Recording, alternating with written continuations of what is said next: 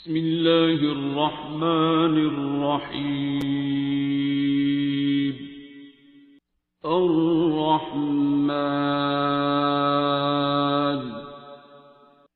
ہر قسم کے مرض کے لیے ہم اسے آفر کرتے ہیں. البتہ فالج کے مریض جو ہیں وہ قاری خوشی محمد کی آواز میں قصیدہ بردہ شریف کو سنیں، یا جنہیں بہت زیادہ بلیڈنگ ہو رہی ہے یا دماغ میں جنہیں برین ہیمریج ہو جاتا ہے، شریان پھٹ جاتی ہے یا ویسے بلیڈنگ ہوتی ہے، وہ لوگ قصیدہ بردہ شریف قاری خوشی محمد کی آواز میں سنیں.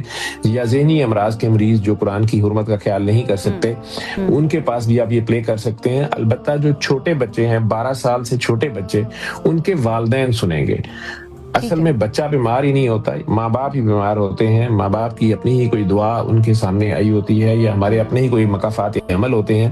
اگر بچے کے ماں باپ اس کو صبح دوپہر شام 7 دن سنیں گے اور ماں باپ ہی پانی پئیں گے، بچہ شفا یاب ہوگا. یہ بھی ٹیسٹیمونیز پڑی ہوئی ہیں. آٹزم کے بچوں پہ بڑا زبردست اس کا رزلٹ ہے.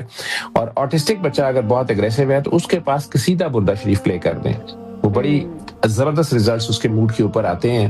اور آج کل مختلف سائیکالوجسٹ اور سائیکیٹرسٹ اس کو ٹرائی کر رہے ہیں اپنے اپنے کلینکس پر بھی اور مختلف ہیلتھ فیسلٹیز میں بھی.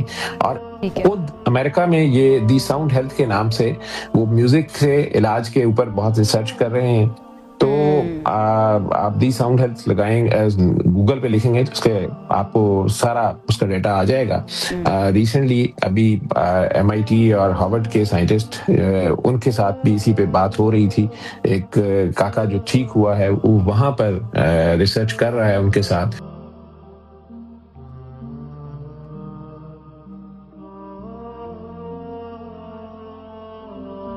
علم القرآن